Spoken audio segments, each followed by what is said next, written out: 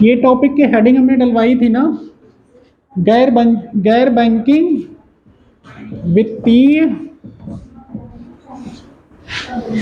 Company या संस्थान, ठीक है। Non banking financial company.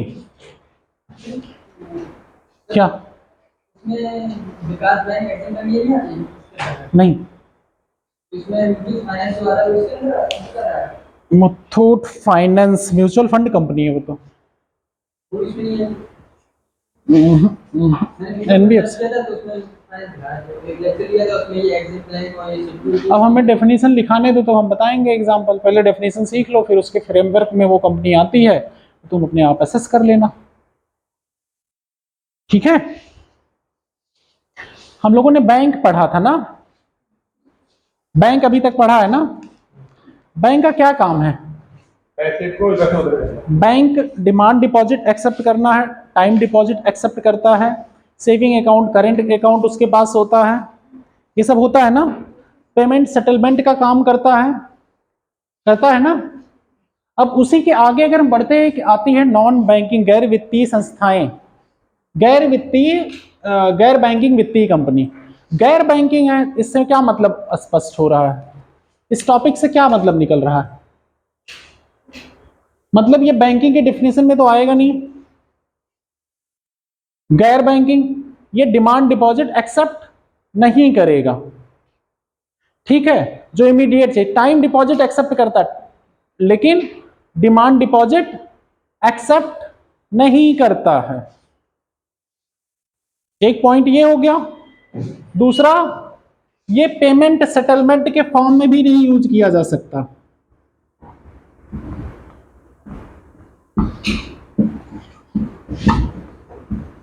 मांग जमा कहते हैं ना इसको। डिमांड डिपॉजिट को कट कर दो। पेमेंट सेटलमेंट समझ रहे हो? जैसे आप यूपीआई पेमेंट करते हो, कहीं बैंकिंग से चेक जारी करते हो, ये सब, तो ये पेमेंट सेटलमेंट वाली चीजें ये नहीं करता है। ये सब काम बैंक कर रहे हैं ना। अगला, इसका मेन काम किधर होगा? ये मेन काम इसका पैसे कहां कमाएगा? लोन देके, गवर्नमेंट सिक्योरिटीज में इन्वेस्ट करके, जीसेक में, गवर्नमेंट सिक्योरिटीज जो बॉन्ड जारी करती है गवर्नमेंट्स, ठीक है। शेयर मार्केट में इन्वेस्ट करके, म्यूचुअल फंड में इन्वेस्ट करके, शेयर मार्केट, डिबेंचर, इन सब में ये क्या करेगा? पैसे इन्वेस्ट करेगा, ठीक है। इस सब में पैसे इन्वेस्ट करके ये अपना प्रॉफिट कमाएगा। उसी से आपको ये क्या करेगा? जो आप यहां पे टाइम डिपॉजिट ये एक्सेप्ट करता है। लॉन्ग टर्म डिपॉजिट अगर यहां पे रखते हैं आप, कि एक फिक्स टाइम के लिए 6 साल 10 साल, तो ये डिपॉजिट ये एक्सेप्ट करता है नॉन बैंकिंग फाइनेंशियल कंपनी। और इस डिपॉजिट पे लेकिन कोई सिक्योरिटी नहीं होती गवर्नमेंट की। मतलब एक इंश्योरेंस होता है, जो आप बैंक में पैसे जमा करते हैं वो इंश्योर्ड होता है कुछ अमाउंट तक, 5 लाख तक का आज तक, ठीक है। इस पे क्या होता है? इंश्योर नहीं होता है।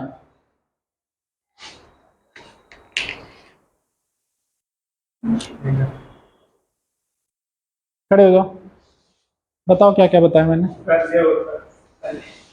ना ना हमें बताओ, वहीं से खड़े हो जाओ।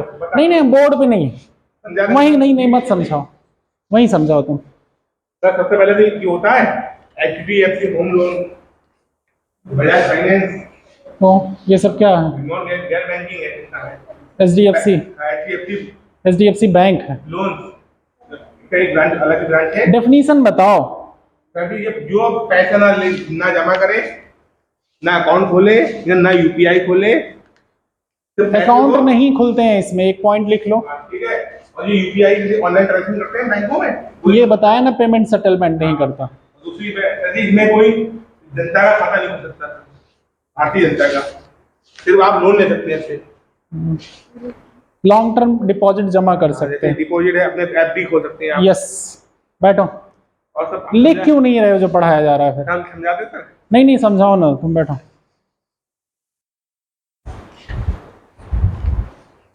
समझे आप लोग ये पॉइंट? और इसमें बैंक से क्या डिफरेंस है वो भी देखा?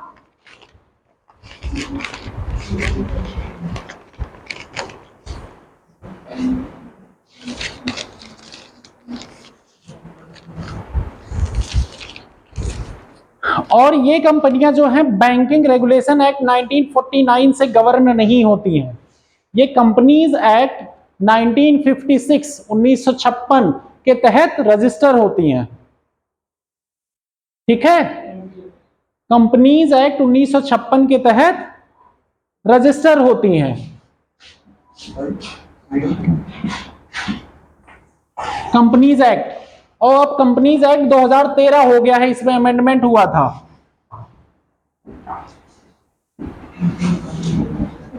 कंपनीज एक्ट 2013 के थ्रू गवर्न हो रही हैं। ठीक है, अगला, इसमें एफडीआई 100% परमिसेबल है। विदेशी प्रत्यक्ष निवेश कितना है? 100%। बैंक में 74% अलाउड है, यहां पे 100%। यही डिफरेंस भी लिखते चलिएगा, क्योंकि डिफरेंस और इस पे बेस्ड क्वेश्चंस आते हैं।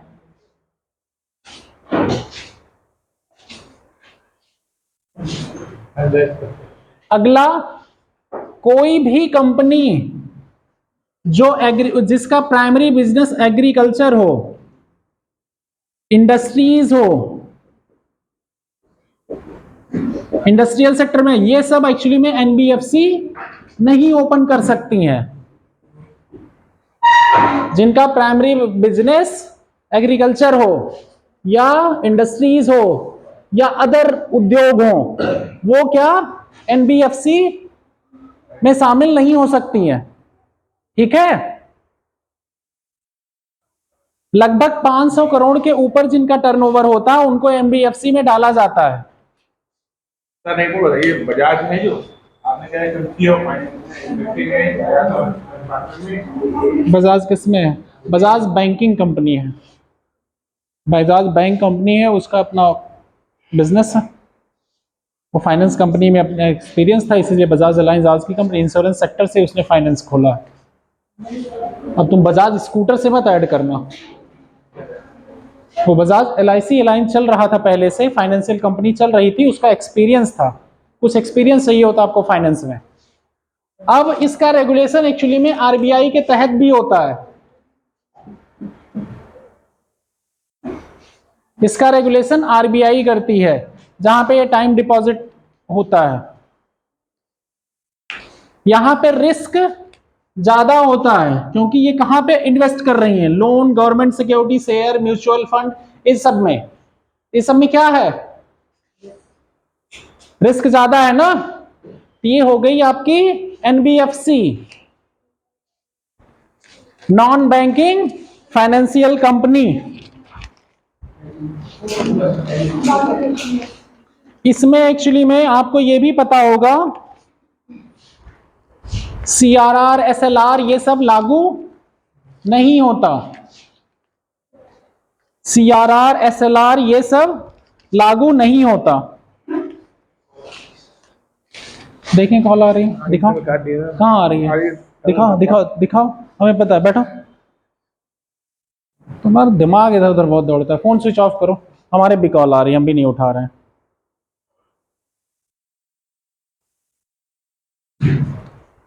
शरारती कहीं के, बहुत शरारत आती है तुमको। क्या क्या लिखे? लिख लिए? ये एफडीआई क्या लिखे हो? एफडीआई 100% अलाउड है, एफडीआई क्यों नहीं हो सकता यहाँ पे? हाँ, कृषि उद्योग की कोई इंडस्ट्री है, प्राइमरी वर्ग जिसका है, वो एनबीएफसी नहीं खोल सकती। ठीक है, अरे अटेंडेंस आप लोग लगा दिए ना। अब अगला पॉइंट हम चलेंगे कहां पे, एनबीएफसी तो पढ़ा दिए। एक पॉइंट है लीड बैंक योजना। लीड बैंक योजना नोट्स है, नोट लिख लो। कहां गायब थे, 2-3 दिन से आ नहीं रहे थे तुम? अच्छा, और तुम भी गायब थे? पानी बरस गया सर, बह गए थे क्या? पहाड़ भाग गए थे, हैं? नींदर भाग गए थे, नींदर भाग गए थे। नौका चलानी पड़ गई वहां पे? हाँ, नींदर भाग गए थे, पानी बरस गया था। अच्छा, बाढ़ आ गई थी? बाढ़ आ गई थी? हाँ सर, बचे कैसे तुम फिर? बाहर भाग गए नैनीताल। नैनीताल भाग गए थे? पास में तो है ना, 100 किलोमीटर आगे। ठीक, लिखो।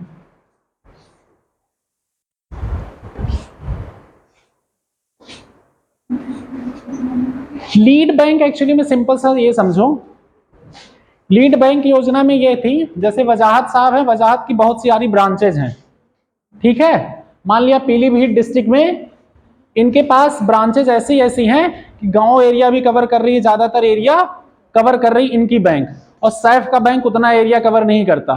तो इस डिस्ट्रिक्ट को जो फाइनेंशियल सेक्टर की स्कीमें या फाइनेंशियल सेक्टर की सर्विसेज हैं लागू करने के लिए किसे दे दिया जाएगा, किसे दिया जाना चाहिए? वजाहत को दिया जाएगा ना। ये वजाहत ये इस डिस्ट्रिक्ट के लिए लीड बैंक का काम करेंगे, समझ गए? ये ऐसे हर डिस्ट्रिक्ट हर area wise lead bank decide हुए। ये क्या कहलाई? लीड बैंक योजना। ये 1969 में आई थी, 69 या 68 के आसपास, 69 में लिखा। यही हो गई लीड बैंक योजना, समझ गए ना? अब बाकी बड़ी बड़ी थ्योरी किताबों में लिखी है। हाँ बता क्या? अच्छा, लीड बैंक योजना में जैसे तुम्हारे पास बैंक है, ठीक है, पीलीभीत, मतलब तुम्हारे मतलब ऑल ओवर इंडिया तुम्हारी ब्रांचेज हैं, ठीक है। इनकी है एक बैंक, इनकी भी ऑल ओवर इंडिया ब्रांचेज हैं। अब पीलीभीत डिस्ट्रिक्ट में मैंने देखा कि फाइनेंशियल सर्विसेज कम लोगों को प्राप्त हुई हैं, बट यहाँ पे आपकी ब्रांचेज ज्यादा हैं, आपके बैंक की, इनके बैंक की कम है। तो हम इस डिस्ट्रिक्ट की जिम्मेदारी किसको लीड करने की दिए? आपको, जिससे आप हर जगह इस बैंकिंग सर्विसेज जो मूलभूत सेवाएं हैं बैंकिंग की आप लोगों तक पहुंचाइए। तो ये क्या हुआ? लीड बैंक योजना। इस डिस्ट्रिक्ट के लिए आप लीड बैंक कहलाएंगे। सर आरबीआई वो क्या बोला था, उसके तहत क्या होती है ये? गवर्न होती है आरबीआई, इसको रजिस्टर करता है ना। अगला आएगा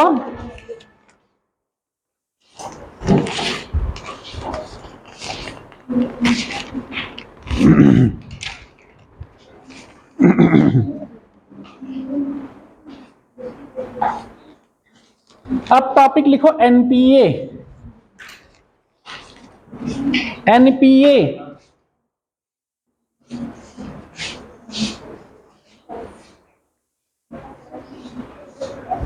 प्रायोरिटी सेक्टर लेंडिंग कल दिखा दिया था ना परसों।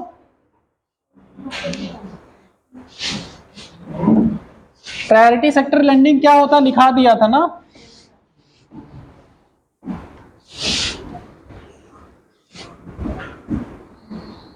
एनबीएफसी में इतनी ही डिटेल है जितना मैंने लिखाया है।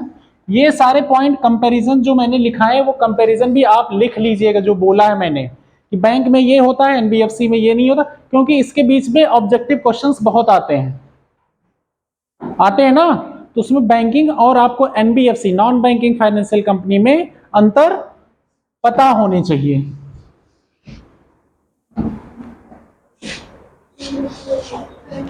अब हम लोग क्या पढ़ेंगे? NPA, non performing assets. Asset मतलब होता है हिंदी में, जैसे ये जमीन है, ठीक है, ये बिल्डिंग है, ये गाड़ी है, ये बैंक बैलेंस है, ठीक है। अब ये सब कुछ किसके रिलेटेड है? इस सब के ओनर कौन है? सैफ। ये सब किसका एसेट हुआ? सैफ का, ये एसेट हुआ। ठीक है, एक टर्म आएगा लायबिलिटीज। अब पूजा ने सैफ को 100 करोड़ रुपए दिया हुआ है, लोन 100 करोड़ रुपए लोन दिया हुआ है। अरे ठीक है, चल रहा है बेटा, वो सूख जाएगा उस तरह रख दोगे तो। बंद करो उसे।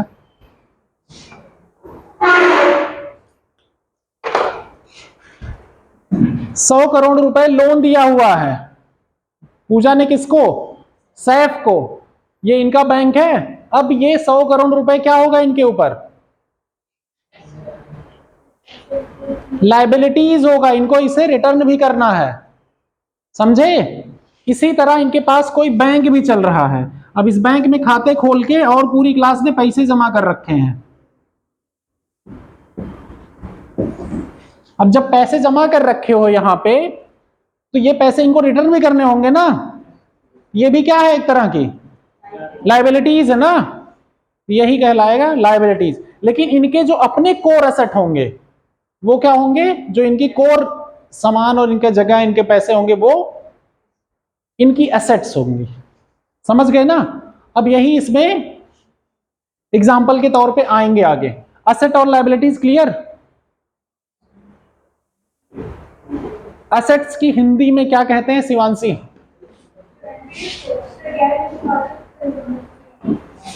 एसेट्स मतलब परिसंपत्तियां। एसेट्स मतलब परिसंपत्तियां। और लायबिलिटीज को हिंदी में क्या कहते हैं? दायित्व। यार हिंदी वो हमें मत बताओ, वो हम इकोनॉमिक्स वाली हिंदी पूछ रहे हैं। हिंदी इकोनॉमिक्स बुक में क्या दिया है? दायित्व ही दिया है। बेटर लायबिलिटीज याद करो तुम लोग, अदरवाइज दायित्व वाले में भूल जाओगे। दायित्व कई टर्म आ जाता, अलग चीज है। अब वो मानक नहीं। असेट मीन्स होता परिसंपत्तियां। एनपीए पे अगर हम आते हैं, गैर निष्पादित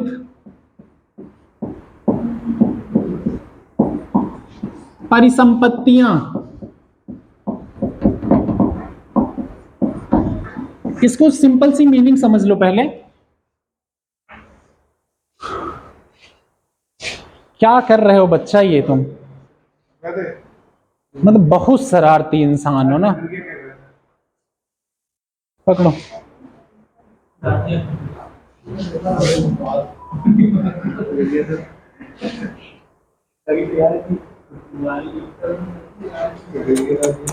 जाओ हाथ धुल के आ जाओ। जाओ उठो, जाओ। पेन भी धुलाना ना बाहर से एक्चुअली में। जाओ। अरे रे रे रे, उधर मत करो, इसे गंदा मत करो।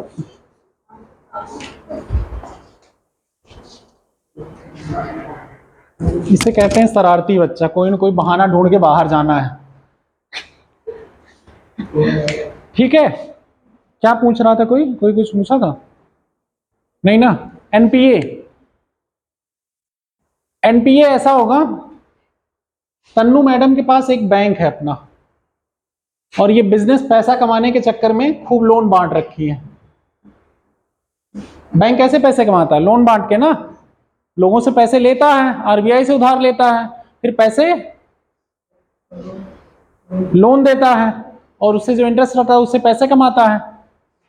अब इनसे लोन लेने वाले में सबसे बड़े कौन है? अरुण बाबू। अरुण ने पैसे लिए हैं। अब अरुण क्या कर रहे हैं? ना तो मूल लौटा रहे हैं और ना ब्याज दे रहे हैं। इंटरेस्ट मतलब जो प्रीमियम देना होता। कितने दिनों तक? 90 दिनों तक। 90 दिनों तक ये ऐसा ना तो प्रीमियम दिए और ना ही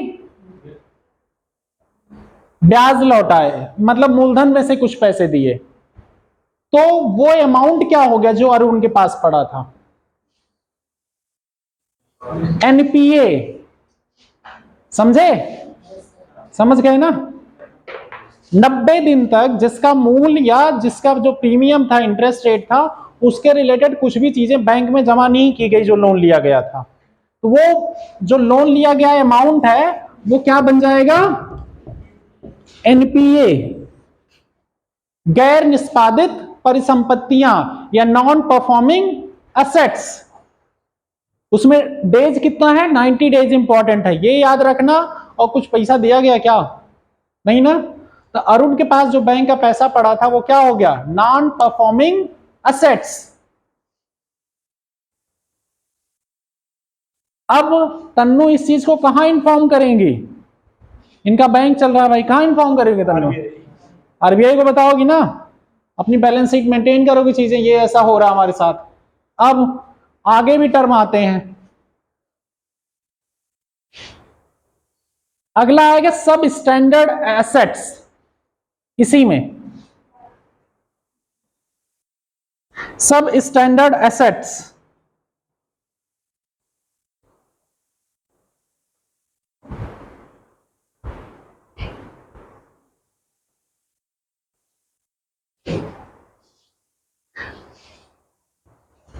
एनपीए में तो एक तो बैंक वाला एक्चुअली में हो गया, उसे हेडिंग लिख दिए।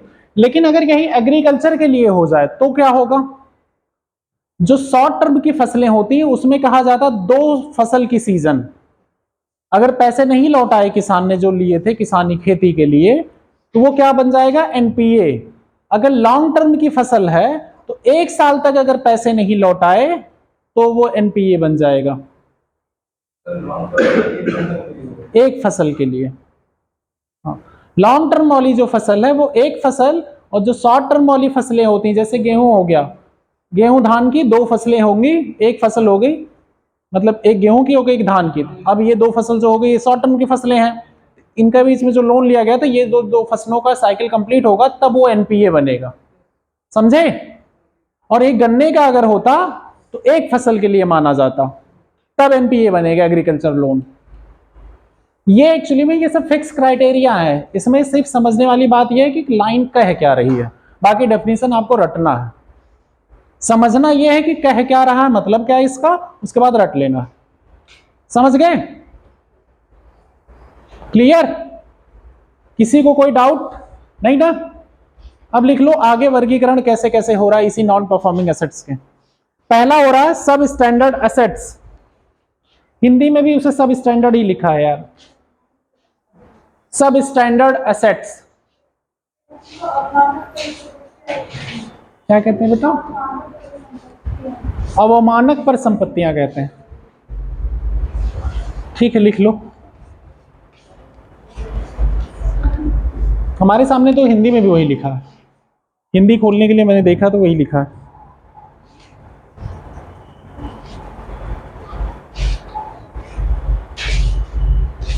सब स्टैंडर्ड एसेट्स, सब स्टैंडर्ड एसेट में क्या होगा, ये जो एनपीए था यही 12 महीने तक एनपीए बना रहा, 12 महीने तक या 12 महीने, ठीक है, 12 महीने तक या 12 महीने, दोनों का मतलब समझे, तक और महीने में क्या अंतर हो रहा है, 12 महीने के बाद मतलब मान लिया 100 दिन है तो less than or equal to 100, ये वाला जो सिंबल होता है less than or equal to 12 month, ये मतलब समझ ना कि 12 महीने से कम होना चाहिए, 12 तक पहुंच सकता है लेकिन उससे ज्यादा नहीं हो सकता एक भी दिन, ठीक है, समझे ना। Less than or equal to ये सिंबल समझ रहे हो ना, ये मैथ वाली सिंबल यार 7th 8th 9th सब पढ़े हो, सब नहीं समझी, पूजा देख रही हैं, less than or equal to समझी, नहीं समझी, लेस देन और आर इक्वल टू ये जो सिंबल होता है इसका मतलब ये होता है अगर 10 दिन का है, 1 2 3 4 5 6 7 8 9 9 तक हो गया लेस, 10 पे पहुंचे, हाँ 10 दिन तक, 10 से ज्यादा नहीं होगा, इसीलिए इसको less than or equal to लिखा जाता है। ये सब तो मैथ में 4th 5th 6th 7th 8th में पढ़ाया जाता है, ठीक है। ये 12 महीने तक या 12 महीने अगर एनपीए बना रहा तो क्या बन जाएगा, सब स्टैंडर्ड एसेट बन जाएगा। अगला होगा डाउटफुल एसेट।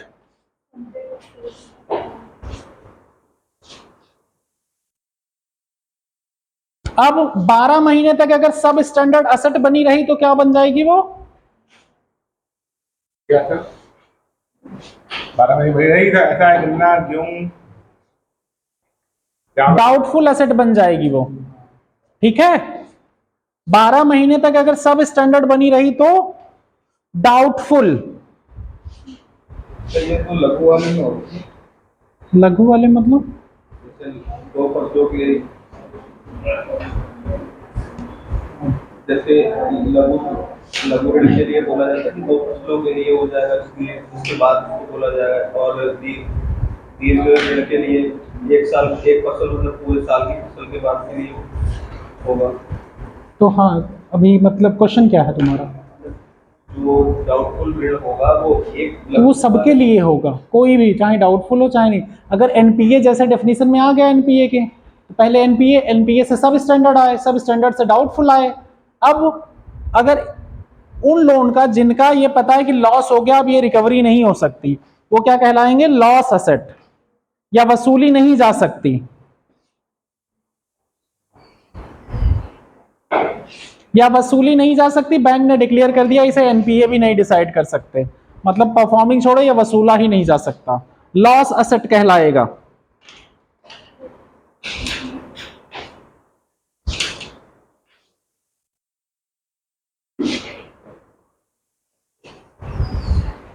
अगला पॉइंट आएगा ऋण पुनर्गठन। रिस्ट्रक्चर्ड लोन कहते हैं इसको, रीस्ट्रक्चर्ड लोन कहते हैं इसको। ऋण पुनर्गठन, ऋण पुनर्गठन, रीस्ट्रक्चर्ड लोन।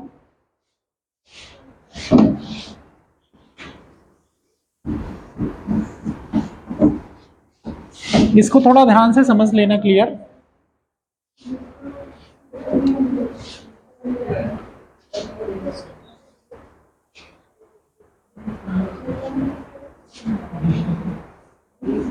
$25 करोड़ का लोन हमने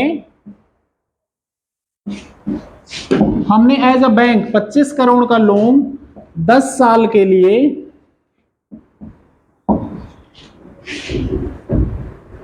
8% की दर से किसे दिया? किसको दे सकते हैं यहां पे?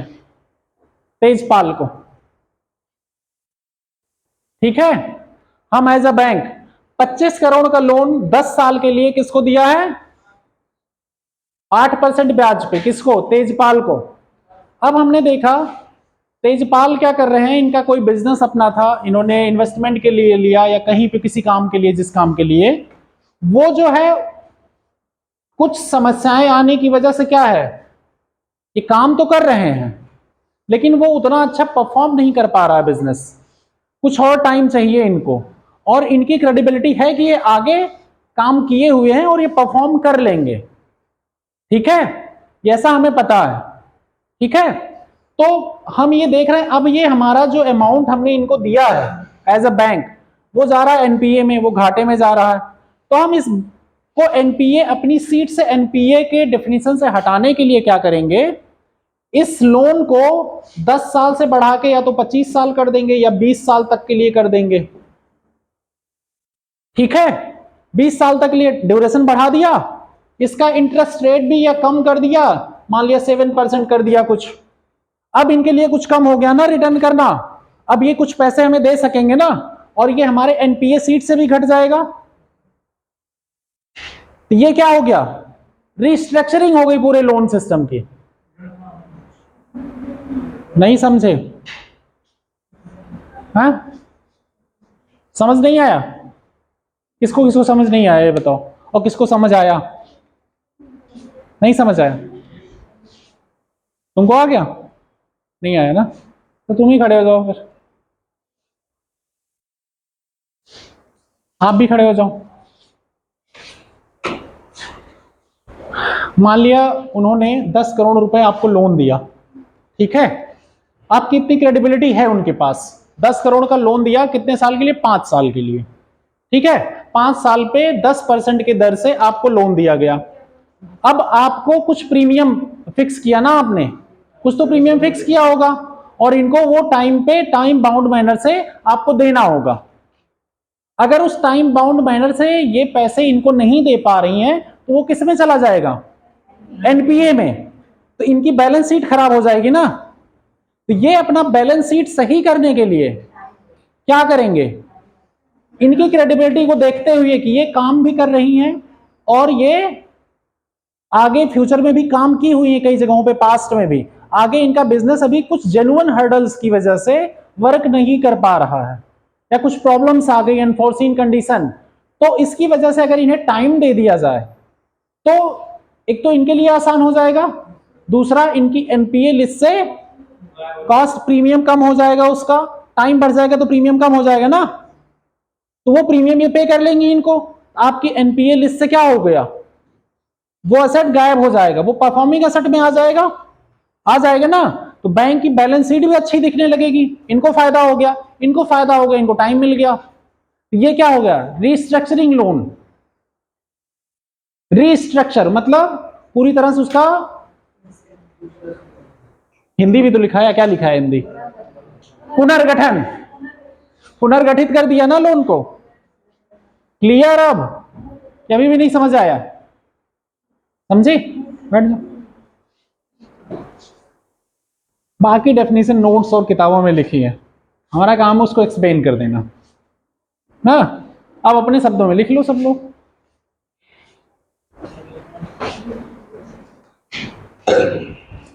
हिंदी में वैसे एक लाइन में लिखा है इसमें, जब ऋण का भुगतान करने के लिए मूलधन या ब्याज या कार्यकाल की अवधि शर्तों में संशोधन किया जाता है, बस। जब ऋण का भुगतान करने के लिए मूलधन या ब्याज या कार्यकाल की अवधि या शर्तों में संशोधन किया जाता है। हमने आपको रीजन भी बता दिया, क्या होता है वो भी बता दिया, और कैसे होता है ये भी बता दिया, दोनों को फायदे क्या है, ये सारे पॉइंट मैंने समझाने में कवर कर दिए हैं।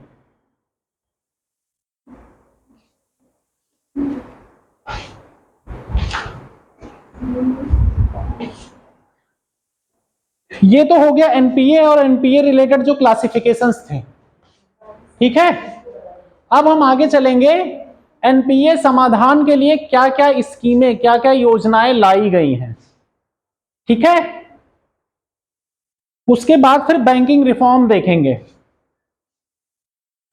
आज तो एक दिन की छुट्टी के बाद आए हो तो तुम लोगों के पास एनर्जी ज्यादा होगी, तो आज क्लासेस थोड़ी लंबी चल सकती हैं कि बैंकिंग खत्म किया जा सकता है। हाँ, कल भी छुट्टी है ना, यस, तो तिरंगा दिवस भी मनाना है,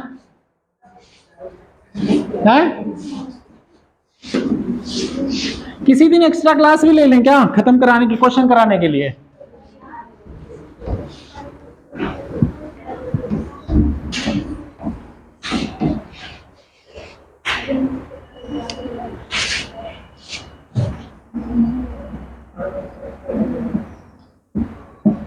रेमेडीज फॉर एनपीए, एनपीए के समाधान के लिए लाई गई योजनाएं, क्या पहला पॉइंट 3R, 3R योजना, 3R फ्रेमवर्क।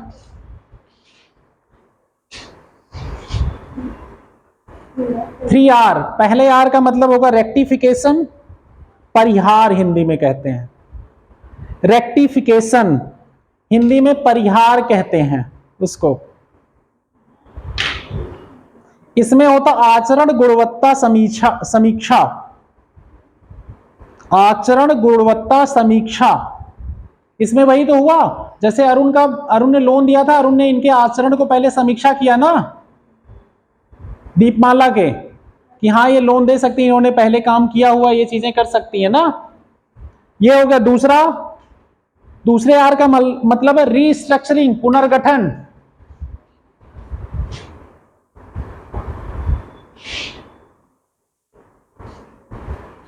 दूसरे आर का मतलब है रीस्ट्रक्चरिंग, पुनर्गठन। सेम मतलब होगा जो मैंने ऊपर लिखाया है, ठीक है। तीसरे आर का मतलब होगा रिकवरी, तीसरे आर का मतलब होगा रिकवरी। रिकवरी में सरफेसी एक्ट 2002, इंसॉल्वेंसी एक्ट भी, कोड भी आएगा इसमें।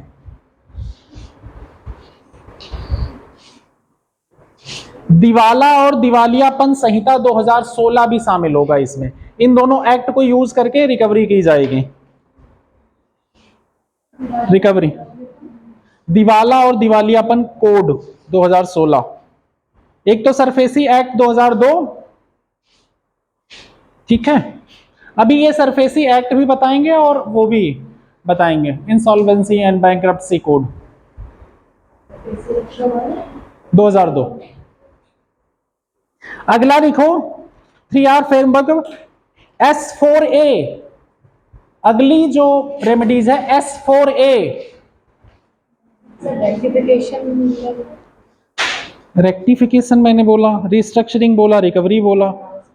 रेक्टिफिकेशन में आपको पहचान करना है ना कि उनकी एक्चुअली में परफॉर्मेंस कैसी रही है, समीक्षा करना है, समीक्षा करना है। अगला S4A, हाँ ऐसे ही लिखना। S4A का फुल फॉर्म है sustainable structuring of stressed assets, sustainable restructuring of stressed assets.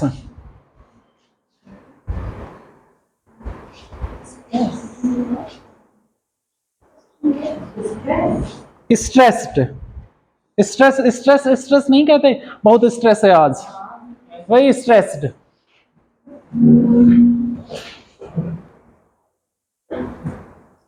Sustainable structuring of stressed assets.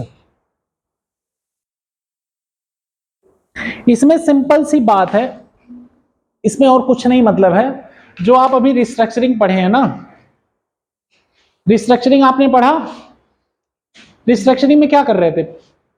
Deepmala loan ली थी तो पहले दीपमाला की परफॉर्मेंस को हमने देखा, इनकी कंपनी की सस्टेनेबिलिटी क्या है, ये जहां पैसे इन्वेस्ट की हैं उसका फ्यूचर क्या है, वो कितना सस्टेनेबल रहेगा आगे फ्यूचर में, इनका जो आइडिया है या जो बिजनेस है वो रन करता रहेगा। सस्टेनेबिलिटी देख लिए, सस्टेनेबिलिटी के अनुसार उसकी रिस्ट्रक्चरिंग करेंगे लोन की। यही चीज इनकी परफॉर्मेंस देखेंगे, इनकी समीक्षा देखेंगे, इनकी हर एक चीजों को हम ऑब्जर्व करेंगे, फिर बैंक की क्रेडिबिलिटी देखेंगे, दोनों के बीच इनकी क्रेडिबिलिटी कितनी है, फिर बैंक की परफॉर्मेंस कैसी है। इन सब सारी बातों को ध्यान में रख के जब हम लोन की रीस्ट्रक्चरिंग करेंगे तो क्या कहलाएगा? Sustainable structuring of stressful assets. किसकी रिस्ट्रक्चरिंग कर रहे हैं? जो असेट स्ट्रेस में है, दबाव में है, जो परफॉर्म नहीं कर पा रहे हैं। क्या हुआ, नहीं समझ आया? बताओ क्या नहीं समझ में आया? रिस्ट्रक्चरिंग समझ में आया ना? रिस्ट्रक्चरिंग में क्या क्या करोगे बताओ? रिस्ट्रक्चरिंग जब करते हो किसी लोन की, क्या करते हो उसमें? पहले क्या करोगे? हाँ, उसके बाद लोन में हमें टाइम पीरियड मिलता है। हाँ, और एग्जांपल आपने बताया ठीक ठीक उसमें एक मिनिमम इंटरेस्ट लोन लगाते हैं। ठीक है, वो लोन ले लिए, लेकिन लोन लेने के बाद जब आप उसकी रिस्ट्रक्चरिंग करोगे एज अ बैंक उस लोन की, तो क्या क्या चीज पहले देखोगे? पहले जिस बिजनेस में वो पैसा इन्वेस्ट किया गया उसकी क्या देखोगे? वो परफॉर्मेंस है कि नहीं, वो सस्टेनेबल है कि नहीं लॉन्ग टर्म के लिए, ये सब चीजें देखोगे ना। उसका फ्यूचर क्या है, उस पर जो वर्क करने वाले मैनेजमेंट लोग हैं वो कितने एथिकल और कितने रूल्स को फॉलो करने वाले हैं, उनकी वर्किंग कैपेसिटी, एबिलिटी क्या है, उनकी क्रेडिबिलिटी क्या है, ये सब चीजें एसेस करोगे ना। उस एसेस करने के बाद उस स्ट्रेसफुल असेट की रिस्ट्रक्चरिंग करोगे आप, जो उनको लोन दिए हुए हो। यही तो कर रहे थे आप रिस्ट्रक्चरिंग में। सेम चीज S4A, सस्टेनेबल नाम दे दिया गया, आपको ज्यादा अच्छे से करना है। समझ गए ना? ठीक है। और किसी को डाउट? दीपमाला, रिस्ट्रक्चर में समय अधिक कम ना करके उसको अगर शेयर में डिवाइड कर दें तो? हाँ ये भी कर सकते हैं, ये भी एग्जांपल आएगा इसका।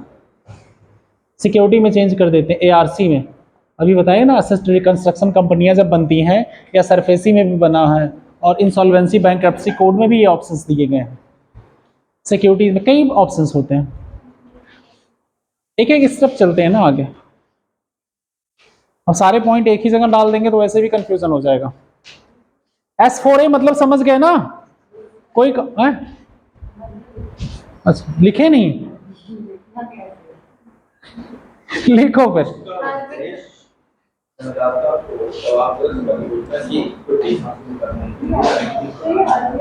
इसमें ये ये आरबीआई ही कर, आरबीआई एक्चुअली में एक कमेटी बनाता है, उसमें एक्चुअली में टूल अपनाते हैं।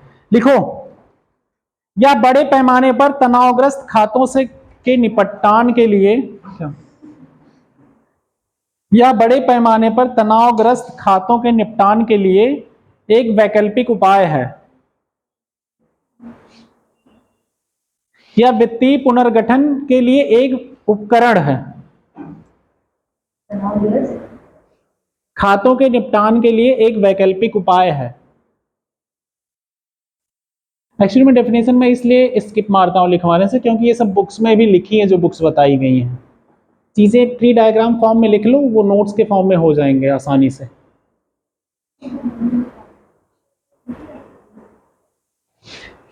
इतना लिखने से अच्छा है आप नोट्स फॉर्म में लिखो, ऐसे बना दो। S4A जो है, S4A है, इसमें एक सस्टेनेबल वर्ड है। जिसने लोन लिया है उसका पहले समीक्षा कर लो। क्या करोगे? समीक्षा। इसकी कितनी क्रेडिबिलिटी है वो देखोगे, फिर उसके बाद रिस्ट्रक्चरिंग कर दो लोन की।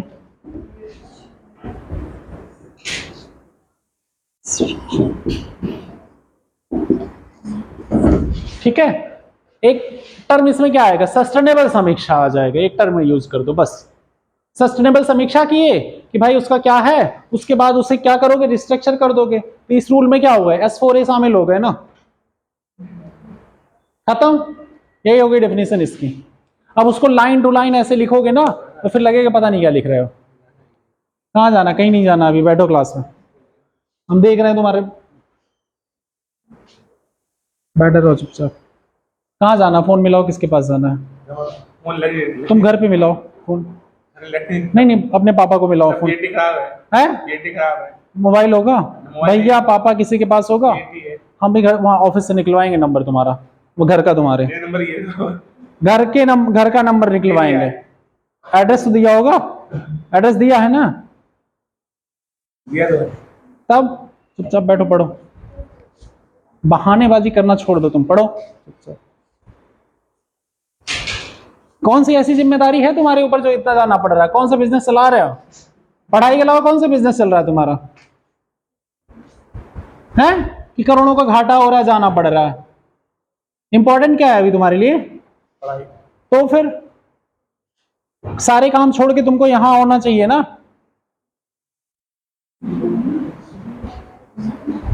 इसीलिए बार बार कहते हैं बेटा तुम प्रायोरिटी अपनी फिक्स करो चीजों पे और कंसंट्रेट करो। नॉलेज जो तुम्हारे अंदर है, जो भगवान ने दिमाग दिया इतना अच्छा खासा, तुम्हें हर चीजों पे इतना एनालिसिस करते हो, उसको सिस्टमेटिक ढंग से ले चलो ना।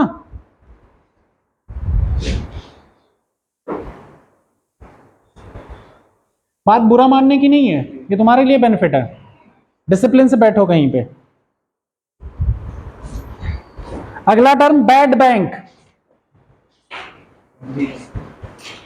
बैड बैंक हिंदी में भी बैड बैंक ही है।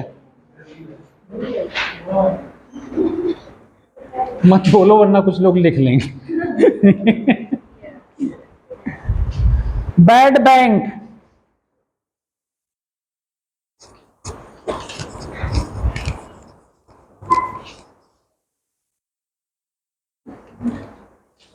बैड बैंक क्या करेगा? हैं?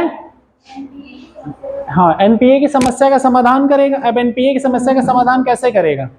इन 5 लोगों के पास एक एक बैंक है, ठीक है, और पल्लवी यहाँ पे एक बैड बैंक खोल रही है, ठीक है। ये क्या करेंगी? जितने नॉन परफॉर्मिंग एसेट्स हैं इन लोगों के पास, उसको क्या करेंगी? वो खरीद लेंगी। सारे इनके नॉन परफॉर्मिंग एसेट्स खरीद ली इनकी बैलेंस शीट क्लियर हो गई ना।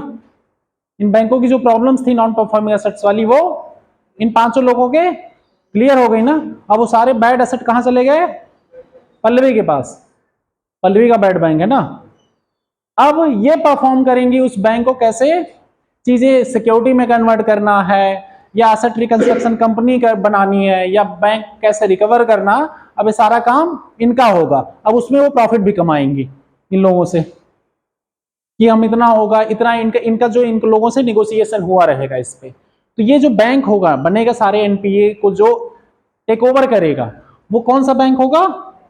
Bad bank. समझ गए? पूजा समझ गई? कोई दिक्कत किसी को? दीपमाला समझ गई ना? अब ठीक है, लिखो बैड बैंक का। क्या हुआ, नहीं लिखोगे? नहीं समझ में आ रहा क्या लिखा जाए? एनपीए की समस्या का समाधान करती हो तो ठीक है, सारे एनपीए को कलेक्ट भी करती। लिख लो, बैड बैंक परिसंपत्ति पुनर्गठन कंपनियों की तरह काम करेगा। यह एक ऐसा बैंक होगा जो दूसरे बैंक के डूबते कर्ज को खरीदेगा। एनपीए डूबता कर्ज ही तो होता है, उसी को खरीदेगा।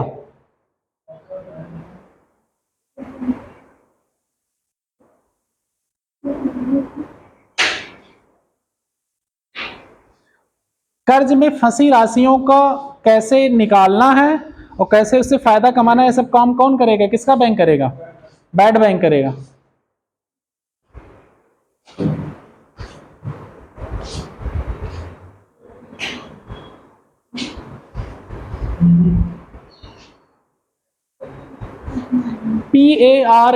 पीएआरए एक प्रस्तावित बैड बैंक है जो सार्वजनिक क्षेत्र के बैंकों से खराब ऋण खरीदेगा। पारा को कहते हैं सार्वजनिक क्षेत्र की संपत्ति पुनर्वास एजेंसी। पारा एक प्रस्तावित बैड बैंक है जो सार्वजनिक क्षेत्र के बैंकों से खराब ऋण खरीदेगा। पीएआरए पारा का फुल फॉर्म है सार्वजनिक क्षेत्र की संपत्ति पुनर्वास एजेंसी।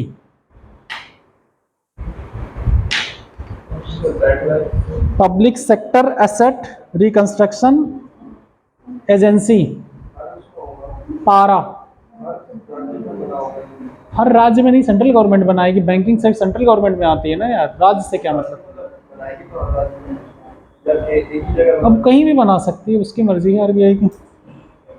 एक ही जगह बनाएगी हर जगह, हर राज्य में क्यों खोलने जाएगी?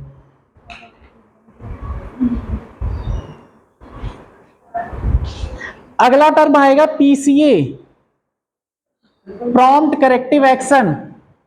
बैड बैंक के बाद आएगा प्रॉम्प्ट करेक्टिव एक्शन, पीसीए। ये मैंने समझाया भी था ना, पीसीए फिर से समझाओ क्या?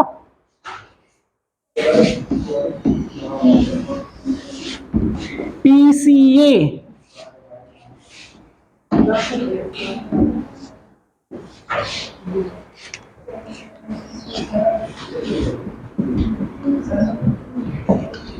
क्या हुआ? किसे क्या हुआ? पीसीए प्रॉम्प्ट करेक्टिव एक्शन बताओगे तुम?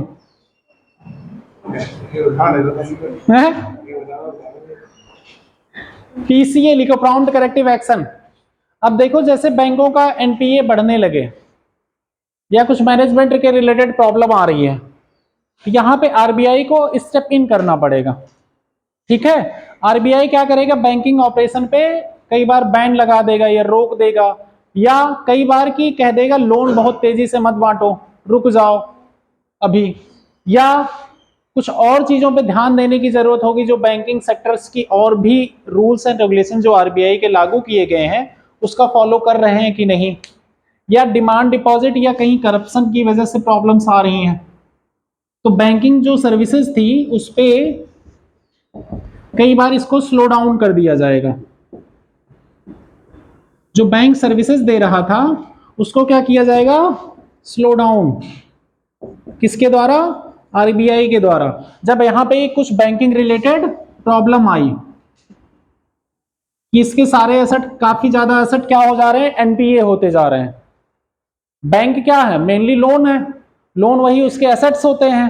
अब लोन वो बांटा परफॉर्म ही नहीं कर रहा, उसके पास पैसे कम आ रहे हैं, तो यहाँ पे पब्लिक के जितने पैसे ऐसे सब जमा है वो डूबने का डर हो जाएगा ना, हो जाएगा ना। स्टार्टिंग में ही अगर उस पे पीसीए अप्लाई किया जाएगा कि कहाँ पे प्रॉब्लम हो रही है उसको रिजॉल्व किया जाए, तो यहाँ पे कई बार इनकी बैंकिंग सर्विसेज को स्लो डाउन या कम लोन दो आप, या लोगों से पैसे कम लो, या अभी लोगों की डिमांड डिपॉजिट वाली चीजें पैसे मत दो सेविंग अकाउंट्स पे, या कम पैसे दो।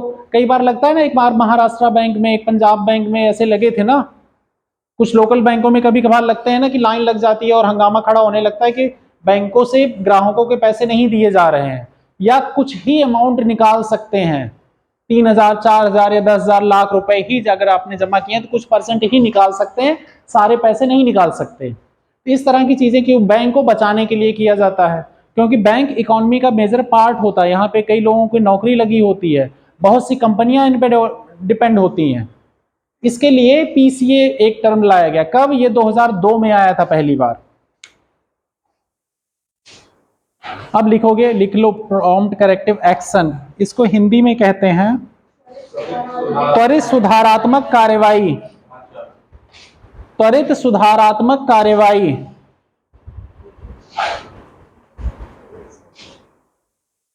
पीसीए एक ऐसा ढांचा है, लिखो एक ऐसा ढांचा, मतलब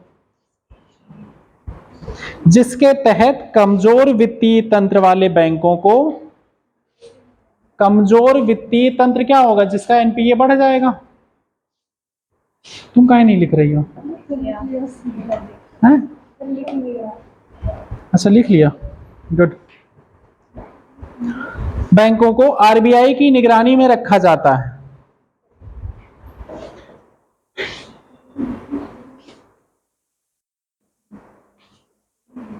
आरबीआई की निगरानी होगी तो आरबीआई किन किन बातों का? इसका आकलन करेगा, निगरानी नियंत्रण करेगा, सुधारात्मक कार्यवाही करेगा, करेगा ना। ये सब पॉइंट लिख लो। और कुछ रिस्क टेकिंग एबिलिटी पे भी बैन लगाएगा कि आप लोन ज्यादा मत दो अननेसेसरी का।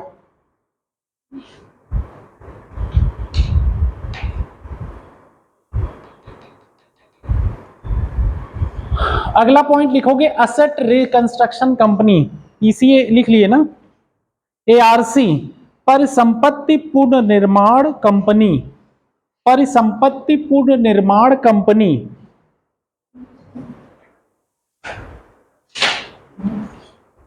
एआरसी परिसंपत्ति पुनर्निर्माण कंपनी।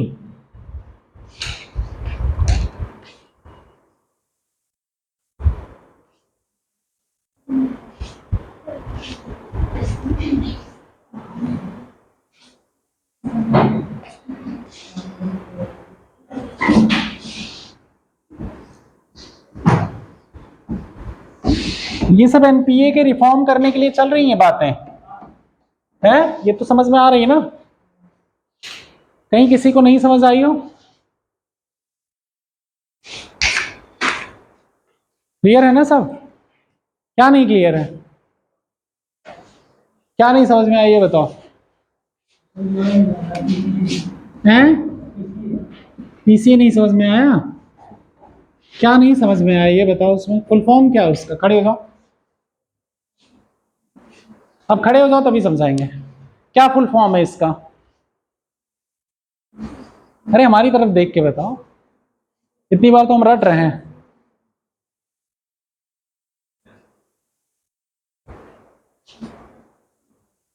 हिंदी में बता दो। हिंदी में नहीं लिखे? तुम्हारा मीडियम क्या है? हिंदी नहीं लिखा ना। हिंदी बोला तो था मैंने। अच्छा तुम लिखते नहीं हो। अच्छा इंग्लिश में ही बताओ। लिखा ही नहीं। हैं? लिखा ही नहीं। इंग्लिश में भी नहीं लिखे? क्यों? याद हो गया था तुम्हें जब हम बोले थे, तब बता दो यार, तब तो तुम्हें याद हो गया। ध्यान रखिए। सीधी बात। बैठ जाओ, जब सच बोल रहे हो इतना तो बैठ जाओ। कौन देगा? कोई बात नहीं, बहुत जगहों पे ध्यान जाता है, एज ऐसी है ना, क्या करोगे। सुनो, प्रॉम्प्ट करेक्टिव एक्शन उसका फुल फॉर्म था। हिंदी क्या थी इसकी? तन्नू बताओ, इसकी हिंदी क्या बोला था मैंने? क्या? तेजी से बोलो बेटा। सुने? त्वरित सुधारात्मक कार्यवाही।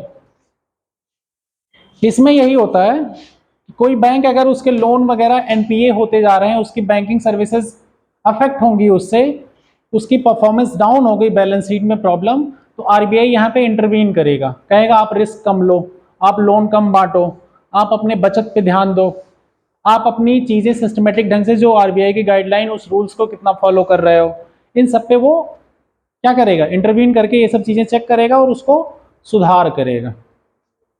ठीक है, कि जिससे वो बैंक फेल होने से बच जाए और उसकी चीज़ें प्रॉफिटेबल हो जाए आगे चल के बिजनेस।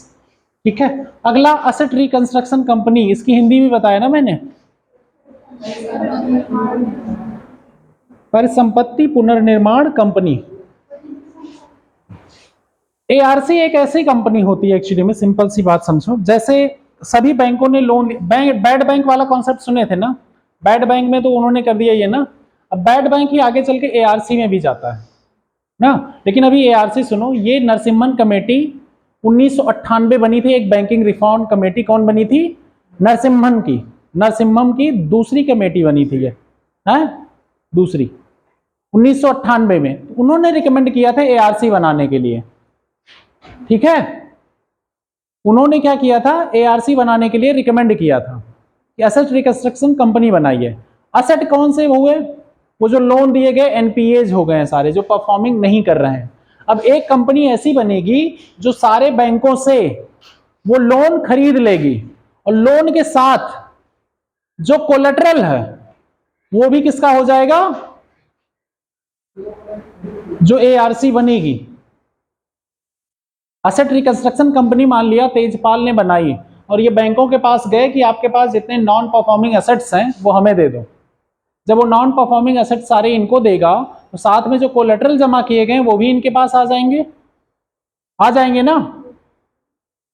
तो अब ये क्या करेंगे, बैंकों की बैलेंस शीट तो क्लियर हो गई, अब ये क्या करेंगे, इसको प्रॉफिटेबल बनाने के लिए इस लोन को हो सकता है सिक्योरिटी में कन्वर्ट कर दें।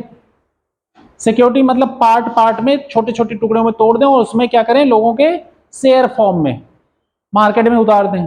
दूसरा, उसके जो कोलेटरल्स हैं, मान लिया जमीनें हैं, कुछ कंपनी जैसे जिस चीज के लिए आपने लोन लिया था उसकी जो प्रॉपर्टी है या मैनेजमेंट है उसका, जो उसका मैनेजमेंट को पूरा टेक ओवर कर लिया। मान लिया, नाम क्या आपका? ध्रुव सिंह। ध्रुव ने एक एआरसी बनाई, ठीक है, ध्रुव एक एआरसी कंपनी बनाए। तुम्हारा नाम क्या? उला ना? उला ने लोन लिया हुआ था। उला ने किस लिए लोन लिया था? एक कॉस्मेटिक की फैक्ट्री डाली थी इन्होंने, ठीक है, लोन लेके कॉस्मेटिक फैक्ट्री डाली थी, लेकिन इनका लोन ये जो ली थी कॉस्मेटिक फैक्ट्री अच्छे से परफॉर्म नहीं कर रही थी कि ये लोन रिटर्न कर सके। ठीक है, अब ये लोन इसके लिए ली थी, एसेट रिकंस्ट्रक्शन कंपनी क्या करेगी, इसको टेक ओवर कर लेगी, इसको टेक ओवर कर लेगी। अब इसके मैनेजमेंट में किसका अधिकार हो जाएगा? एआरसी का हो जाएगा ना। अब इसके मैनेजमेंट को ये देखेगी, इनकी जो जमीनें वमीनें, जो इसके सामान, कुछ भी चल अचल संपत्तियां सारी किसके अधिकार में आ गई? एआरसी कंपनी के। अब वो या तो इस कंपनी को रनअप करा के पैसा कमाए, या इस कंपनी को शेयर फॉर्म में जिसके एसेट्स हैं उसको एक्चुअली में बेच के पैसा कमाए, या कुछ घाटे में इस पूरी कंपनी की प्रॉपर्टियों को बेच के पैसा कमा ले। कैसे भी करके इसको क्या करना है? पैसे लेने हैं। अब इसके लिए बोली लगती है एसेट रिकंस्ट्रक्शन कंपनी इस एनपीए को। अब सारी जब बोली लगेगी, बैंक लगाएगा, तो सारी लोग इस पे निगाहें जमाएंगे कि इसमें कौन प्रॉफिट कर सकता है, इसके मैनेजमेंट, इसके रिलेटेड कहाँ पे इसकी जमीनें, क्या प्रॉब्लम थी इसमें, सब जब पता होगा, जब उला के बारे में सबको पता होगा, तो क्या करेगा, वही लोग इन्वेस्ट करेंगे इनके पास। या कोई बड़ी कंपनी होगी, अगर वहां देख रही होगी प्रॉफिट ज्यादा हो सकता है तो वो खरीद लेगी, तो वो लोन क्या होगा, बैलेंस शीट से गायब हो जाएगा ना। ये रिस्ट्रक्चर हो गया ना। एसेट क्या हुआ, ये जो एसेट था रिकंस्ट्रक्ट हुआ कंपनी, यही काम एआरसी करेगी। डाउट किसी को कहीं पे? देखो अभी टेक्निकल चीजें बैंकिंग में आती हैं, मनी एंड बैंकिंग में थोड़ा लगता है, जब नई नई चीजें पहली बार आती हैं सामने ना, यहाँ पे लगता है अरे बड़ी टफ है। चीजें बहुत आसान है अगर चीजें अपने आप से रिलेट करिए। कुछ ही चैप्टर इकोनॉमी में है जहां आपको थोड़ा सा दिमाग लगाना है, उसके बाद सारी चीजें अपने आप थ्रू आउट है। उसके बाद कहीं दिमाग नहीं लगाना है, अपने आप कनेक्ट करते जाना अपने अगल बगल की चीजों से। इकोनॉमी से आसान सब्जेक्ट कोई नहीं लगेगा, और इंटरेस्टिंग भी, क्योंकि आपकी डे टू डे लाइफ में यूज होने वाली चीजें हैं यहाँ पे, है कि नहीं? समझ में आ गई नहीं आरसी? गुड। कब्जे कर ली, शेयर खरीदा, कंपनी कब्जे कर लिया। जो कोलेटरल वगैरह था, तो कोलेटरल मतलब समझते हैं आप लोग? कोलेटरल मतलब जब लोन लेते हैं आपसे किसी, उसके एवज में कुछ चीजें दिखाते हैं ना।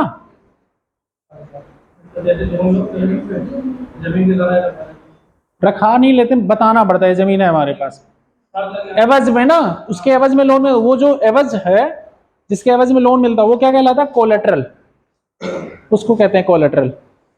सर सरकार माफ करती है लोन को, कैसे करती है? माफ करने वाले पर भी हम अलग आएंगे, माफ करने वाले पे आते हैं, अभी पूछेंगे उसके ना। ये सरकार ने शेयर माफ कर देती है, क्या करती है? अब अगला पॉइंट लिखोगे सरफेसी एक्ट, सरफेसी एक्ट 2002।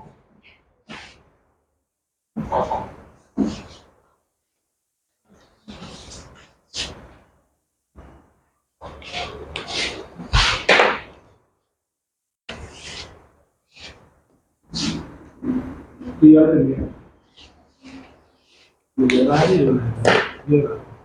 चल रहा है? ये चलिए भैया सर। अच्छा, ठीक है बेटा, हम लिख लिए ना।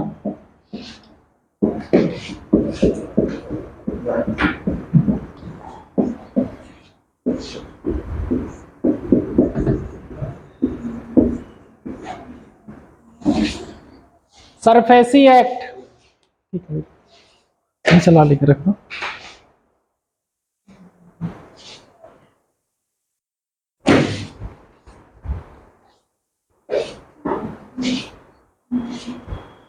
फुल फॉर्म लिखो इसका,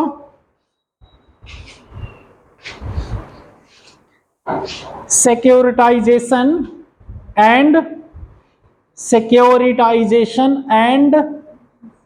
reconstruction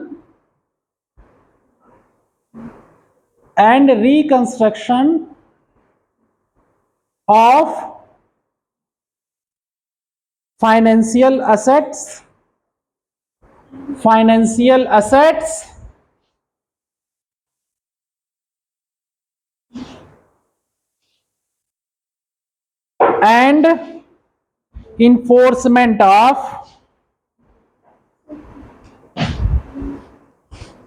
and enforcement of Security Interest Act 2002।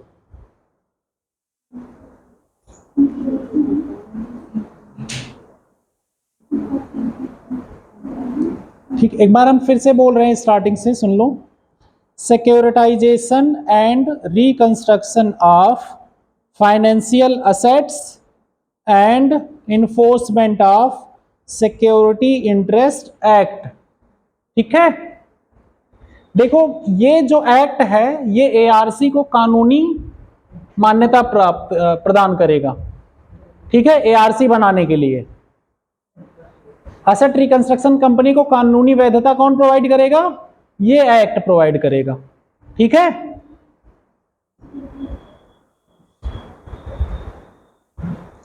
इसके तहत ऋणदाता उधारकर्ता को, जिसने उधार लिया, ऋणदाता, जैसे बैंक ने लोन दिया आपको, 60 दिन का नोटिस देने के बाद, 60 दिन का नोटिस देने के बाद जो संपत्ति जिसके लिए आपने लोन लिया या गिरवी रखी हुई संपत्ति पर कब्जा कर लेगा, कब्जा कर सकता है।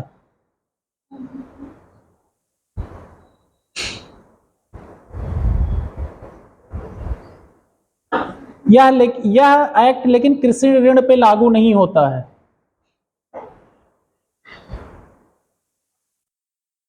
ठीक है, ये 2-3 इसके मेजर पॉइंट थे। एक तो ये एआरसी को कानूनी वैधता प्रोवाइड कर रहा है, असेट रिकंस्ट्रक्शन कंपनी को, परिसंपत्ति पुनर्निर्माण कंपनी को। दूसरा इसमें 60 दिन वाला है। तीसरा एग्रीकल्चर लोन पे ये एक्ट लागू नहीं होता, अदरवाइज लोगों के खेत कब्जा हो जाएंगे ना सबके, बवाल हो जाएगा फिर तो।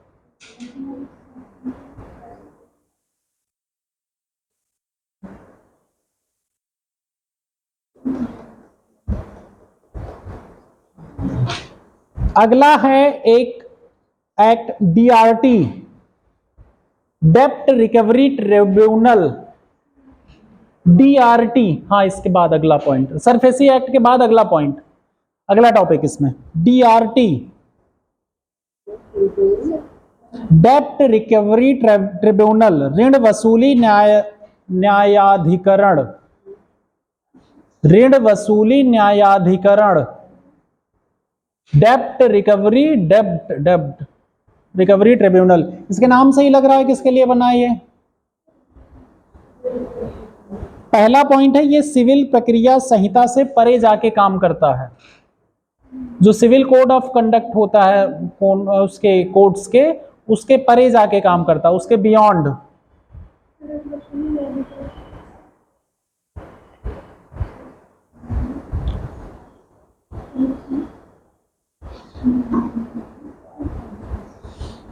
इसके माध्यम से ही ऋणदाता अपना बकाया वसूल करते हैं और उधारकर्ता संपत्तियों पर कब्जा और उसे बेचने का काम करते हैं।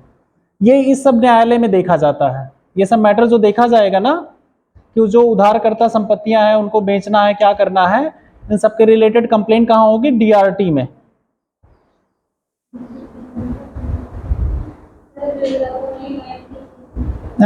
ऋणदाता अपने बकाया वसूल इसी के थ्रू करेगा, ठीक है, इसी न्यायालय के थ्रू।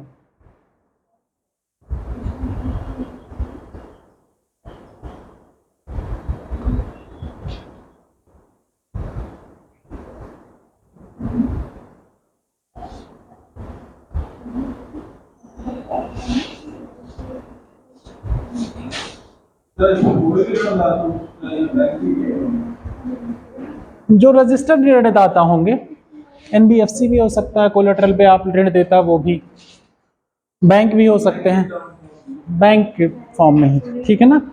अगला पॉइंट लिखोगे बैंकिंग क्षेत्र में सुधार, अगला टॉपिक। अभी हो गया रेमेडीज वाला, एनपीए हो गया ना, बैंकिंग क्षेत्र में सुधार।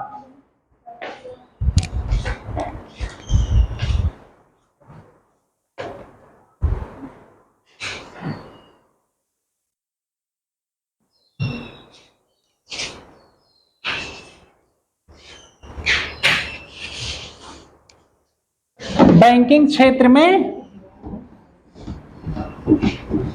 यार ये वाली स्याही कुछ ज्यादा टफ है क्या, मिटाना नहीं होगा।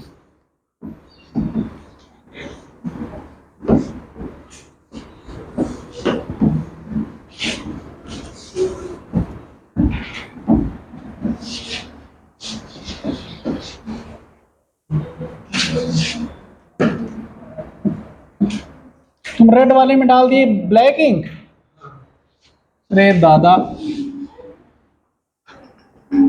ये कौन सा कलर बना दिए हो। ये अकाउंटेंट साहब क्या कॉल कर रहे हैं। हाँ बताइए राकेश जी।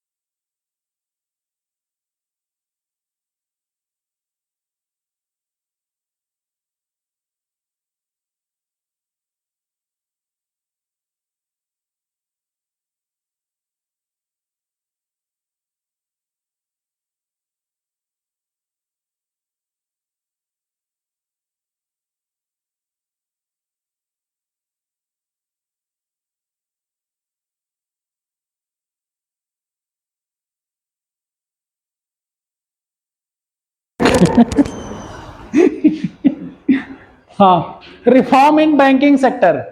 देखो 1991 में पहली रिफॉर्म कमेटी आई थी।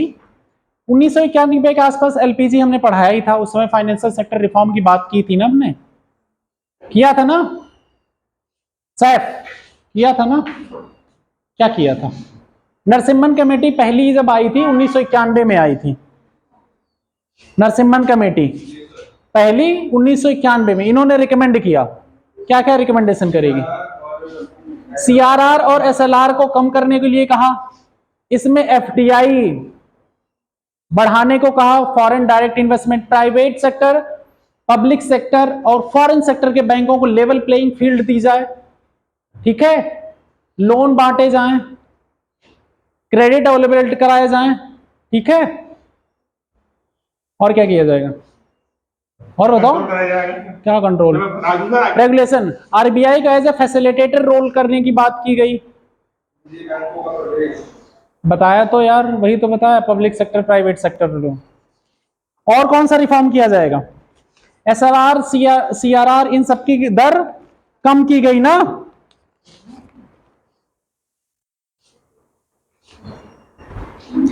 और इन्होंने एक बैंक कंसोलिडेशन, वो जब नरसिम्हन कमेटी 2 आएगी उसमें, अगला नरसिम्हन कमेटी 2 1998 में आई। इन्होंने क्या कहा? 1991 में एक बात और कही गई थी, वीआरएस की, वॉलंटरी रिटायरमेंट स्कीम। जो भैया नॉन परफॉर्मर हो अपना रिटायर ले लो, वीआरएस ले लो, जाओ यहां से, कर देना चाहिए ना, करना चाहिए ना रिटायरमेंट उनका। रिटायरमेंट करके उनको भाई आप जाओ, दूसरा एम्प्लॉय आए यहां पे काम करने के लिए। नरसिम्हन कमेटी 1998 में जो आई,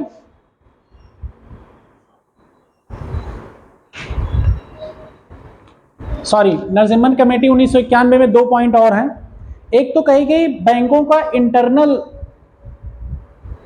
रिफॉर्म किया जाए, उनको डिसीजन मेकिंग की पावर दी जाए, गवर्नमेंट बहुत ज्यादा इंटरवीन ना करे पब्लिक सेक्टर बैंकों के डिसीजन मेकिंग में।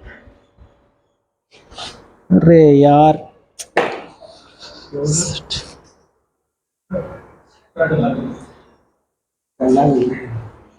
ये सब जो किए हो ना उसमें स्याही भर के, यार पानी देना जरा। छूटेगी नहीं वो, मुझे नींबू से छुड़ाना पड़ेगा।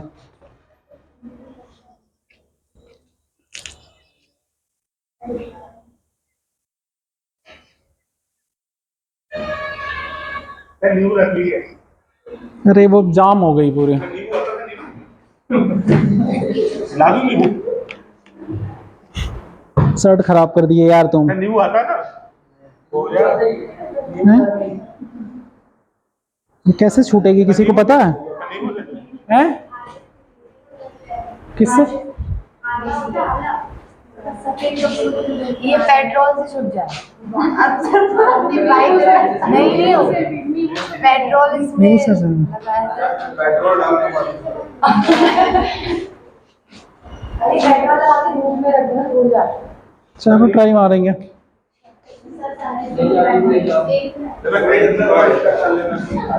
हैं? उतना नहीं हो पाएगा ना। हाँ चलो लिखो यार।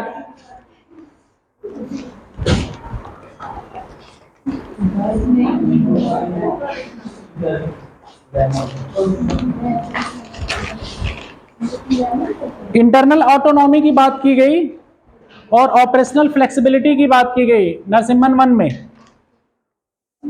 अगला Narasimhan 2 committee 2, merger of PSBs. Narasimhan committee 2 में मर्जर की बात की गई, कंसोलिडेशन।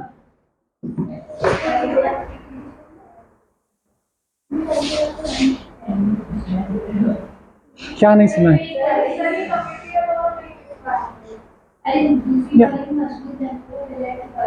दूसरे में हाँ बैंकों के विलय की बात की गई, आपस में मर्जर की।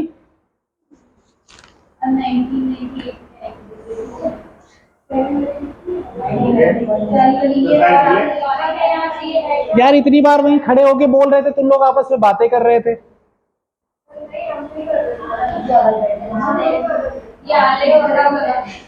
अच्छा ठीक है, उसमें लिखो, सेकंड वाले में पहले लिख लो 1998 वाला। मर्जर की बात की गई, लीगल फ्रेमवर्क प्रोवाइड किया गया लोन रिकवरी को, सरफेसी एक्ट जो लाया गया, सरफेसी एक्ट तो नरसिम्हन कमेटी 2 के बाद लाया गया ना, उन्हीं का रिकमेंडेशन था। और 3 टायर बैंकिंग स्ट्रक्चर की बात की गई, 3 टायर बैंकिंग स्ट्रक्चर की। पहले में एक्चुअली में उनके ऑटोनॉमी की बात की गई थी।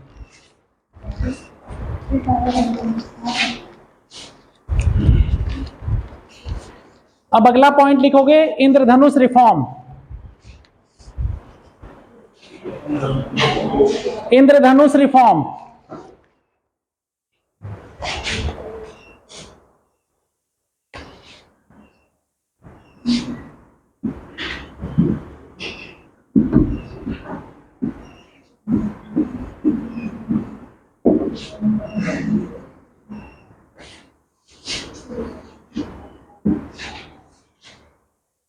इंद्रधनुष रिफॉर्म।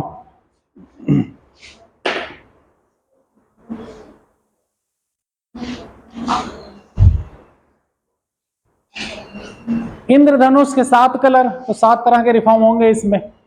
अब ये सब किस लिए आए हैं? बैंकिंग सेक्टर की परफॉर्मेंस बढ़ाने के लिए। क्यों? क्योंकि एनपीए की मात्रा बढ़ती जा रही थी। ठीक है, लिखो, सार्वजनिक क्षेत्र के बैंकों को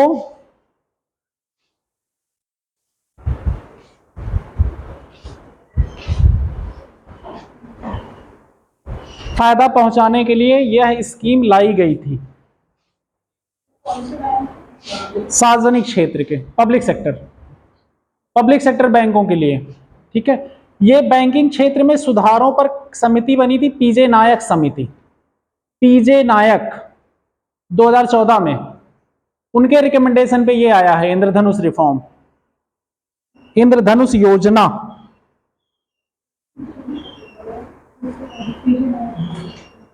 पीजे नायक। अब इसमें 7 रिफॉर्म है। पहला लिखो A B C D E F G तक है, A B C D E F G 7 हुए ना, ऐसे लिखते जाओ। ए फॉर में लिखो अपॉइंटमेंट, ए में अपॉइंटमेंट। तुम इतना थके थके क्यों रहते हो दादा? अभी यंग एज में इतनी क्या तुमको थकान लगी रहती? डेली क्लास में तुम्हारी ये हाल है, हैं? लिख दिया। चेयरमैन और प्रबंध निदेशक दोनों के पदों को अलग किया गया है, साथ ही इनकी नियुक्तियों की प्रक्रिया को पारदर्शी बनाया गया है। चेयरमैन, एमडी और सीईओ दोनों के पदों को अलग कर दिया गया। अपॉइंटमेंट में, हाँ अपॉइंटमेंट ही तो लिखा है मैंने, उसी में अलग कर दिया गया है। सीईओ, प्रबंध निदेशक और चेयरमैन। ठीक है, अगला बी लिखोगे, B bank board bureau, B for bank board bureau.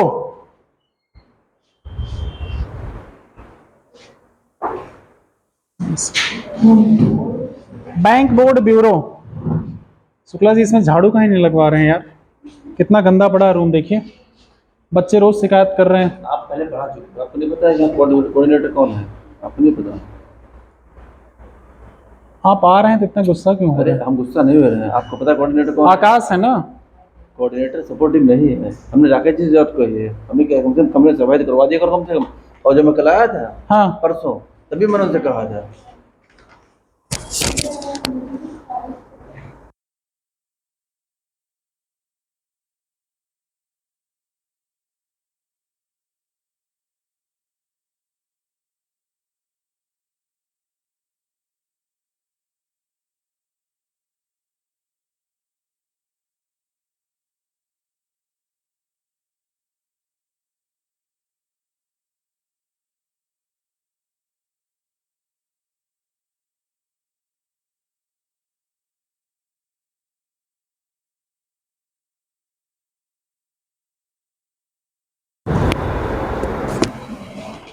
लिखो बैंक बोर्ड ब्यूरो।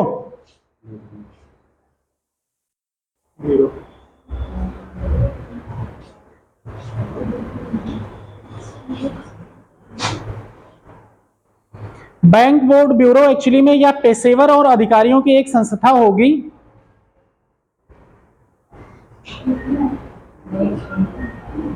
जो सार्वजनिक क्षेत्र के बैंकों के पूर्णकालिक निदेशकों और गैर सरकारी अध्यक्ष की,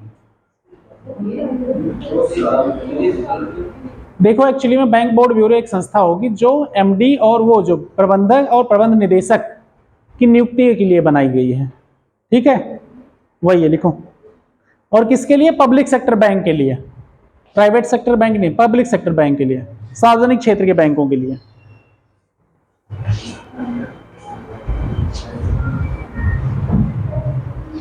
या 6 सदस्यों वाला बोर्ड होगा, या 6 सदस्यों वाला बोर्ड होगा।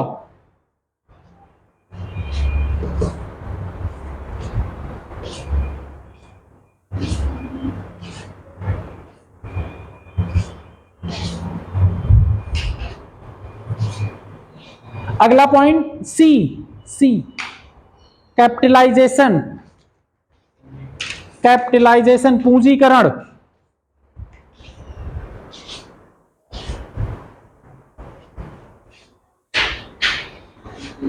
कैपिटलाइजेशन या रिकैपिटलाइजेशन में क्या होता है, कई बार सार्वजनिक क्षेत्र के बैंक जो है जब उनका एनपीए बढ़ जाता है, वो अच्छे परफॉर्म ना कर रहे हो, वो घाटे में चल रहे हो, बैंक बजट में प्रोविजन करती, गवर्नमेंट बजट में प्रोविजन करती है कुछ उनको फंड देने के लिए। तो ये क्या कहलाएगा? Capitalisation, recapitalisation. तो जब ये स्कीम आई थी इंद्रधनुष, उस समय 70,000 करोड़ रुपए बैंकों को कैपिटलाइजेशन के लिए दिया गया था। समझे? इसी को कैपिटलाइजेशन कहते हैं। या रिफॉर्म में एक स्टेप होता है रिकैपिटलाइजेशन, पूंजीकरण। अगला पॉइंट लिखोगे, सी हो गया डी स्ट्रेसिंग। अगला पॉइंट लिखोगे डी स्ट्रेसिंग, दबाव कम करना। डी स्ट्रेसिंग में एआरसी हो गया, बैड बैंक का निर्माण हो गया, यही सब हो गया। ठीक है, डी स्ट्रेसिंग, दबाव कम करना, डी फॉर। डी स्ट्रेसिंग में क्या होगा? बैंकों का लोन को एक्चुअली में दबाव कम कर दिया जाए तो बैड बैंक का निर्माण हो गया, एसेट रिकंस्ट्रक्शन कंपनी हो गई, एआरसी हो गई, इन सब का निर्माण करना। ठीक है, अगला पॉइंट लिखोगे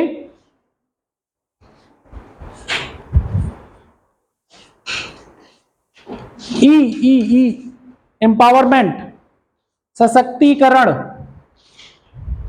एम्पावरमेंट, सशक्तिकरण।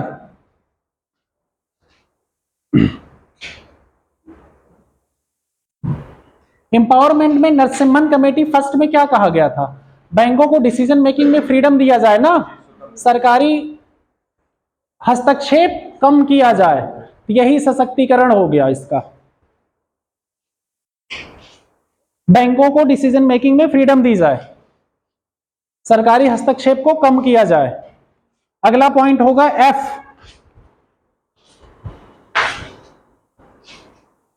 Framework of accountability. Framework of accountability, जवाबदेही की रूपरेखा, हिंदी में जवाबदेही की रूपरेखा ऑफ अकाउंटेबिलिटी।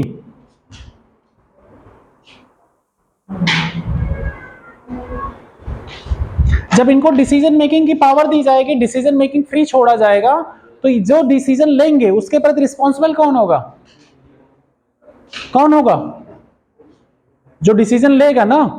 बैंक को जब हमने फ्री छोड़ दिया आपको अपना बिजनेस करने के लिए, तो आप जो भी बिजनेस इन्वेस्टमेंट, जो भी लोन बांटेंगे, उसके लिए अकाउंटेबल कौन हो रहा है? बैंक हो रहा है ना। तो यहां पे अकाउंटेबिलिटी हम तय कर सकेंगे ना। तो यही हुआ फ्रेमवर्क ऑफ अकाउंटेबिलिटी। अगला पॉइंट जी, 6 हुए एफ तक यार, जी में 7 होता है। गवर्नेंस,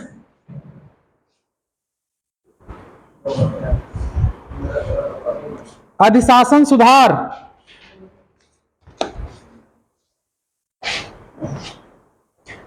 अधिशासन सुधार, गवर्नेंस। गवर्नेंस मतलब क्या हो जाएगा यहाँ पे देखो, गवर्नेंस एक तो फ्रीडम छोड़ने की बात की गई, यहाँ पे सरकारी हस्तक्षेप मतलब लोकल लेवल पे ब्रांचेस में जाके क्या करते हैं सब, पॉलिटिकल इंटरफेरेंस से लोन बढ़ते हैं ना, बड़े लोन को गवर्नेंस। और दूसरा लोन माफी जैसी स्कीमें जो चलाई जाती हैं, तो चलो ये सरकार तो फंडिंग दे देती है, लेकिन कई बार उनके फंडिंग में डिले होता है बैंक के, तब भी समस्या आती है।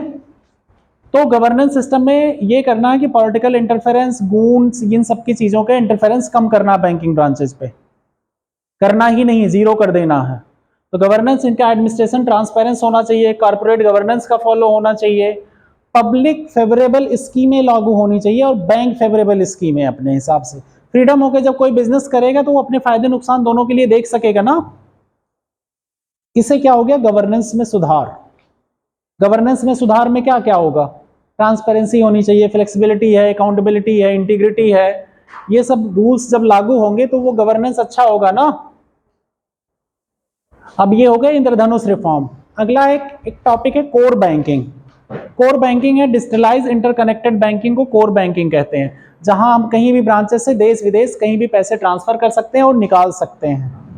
कोर बैंकिंग मतलब interconnected banking, online system, internet के थ्रू बैंकिंग। ठीक। अब बैंकिंग में एक टर्म आता है वेस्ट्रो अकाउंट और नेस्ट्रो अकाउंट। नेस्ट्रो और वेस्ट्रो अकाउंट, ये दो टर्म आते हैं, नोट के फॉर्म में लिख लो। ये nostro account, NASTRO, nostro account, nostro NASTRO, nostro account, ये नोट के फॉर्म में लिख लो बॉक्स बना के। नेस्ट्रो अकाउंट में ये होता है जब कोई भारतीय बैंक जिससे उसका टाई अप वगैरह रहे, वो बाहर जाके किसी अंतरराष्ट्रीय बैंक के ब्रांच में अपना अकाउंट खोलता है। ठीक है, जैसे SBI बैंक हो गया। ठीक है, SBI बैंक है यहाँ पे, कहीं कोई फेडरल बैंक वहाँ का है USA का या चाइना का, बैंक ऑफ चाइना हो गया, वहाँ पे जाके SBI क्या कर रहा है, इनका कुछ टाई अप है, ये वहाँ उनकी ब्रांच में जाके एक खाता खोल रहे हैं जिसके थ्रू ये लेन देन अपना सेटलमेंट करेंगे। कहाँ पे, जो SBI से लेन देन करेगा चाइना में। ठीक है, ये अकाउंट क्या होगा, नेस्ट्रो।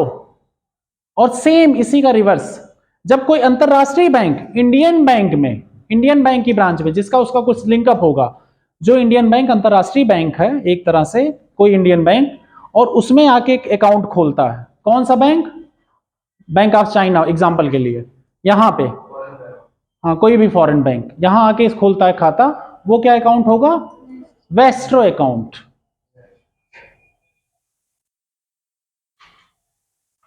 समझे, नेस्ट्रो एंड वेस्ट्रो अकाउंट हो गया।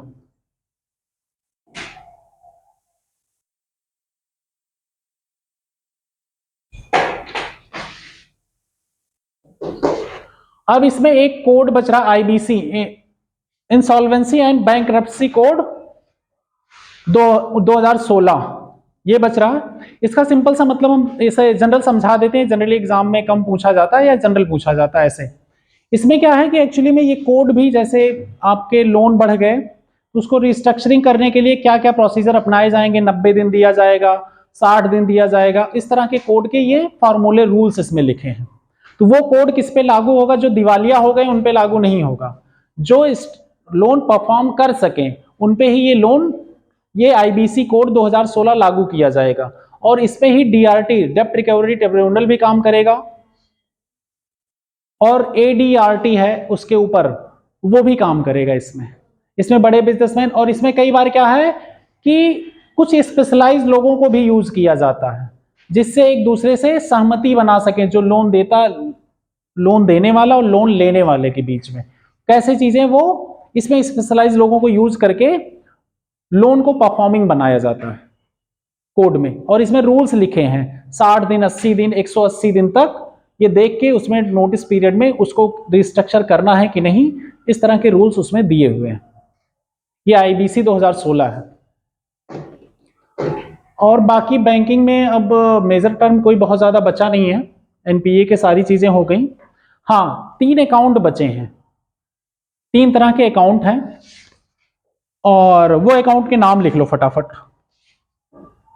SM0, SM1, SM2, SM3 ऐसे करके।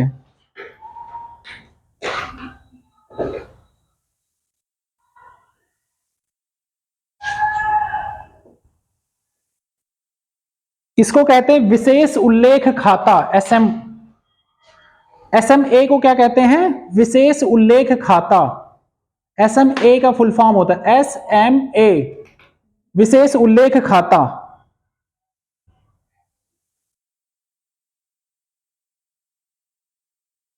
और SMA वहां जहां ऋण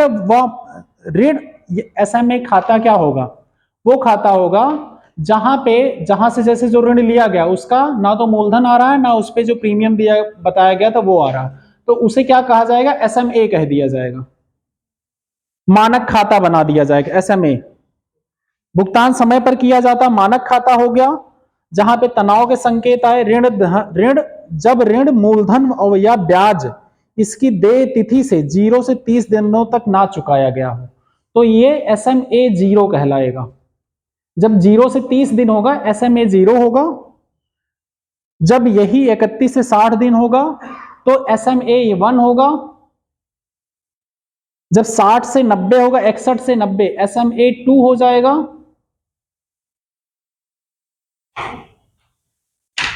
और जब 90 दिन से अधिक होने लगेगा तो वो NPA बन जाएगा। ठीक है, इसमें से मूलधन और वो जो प्रीमियम है, SM0 0 से 30, 30 से 60 क्या? SMA 1, SMA 2 क्या होगा? 61 से 90।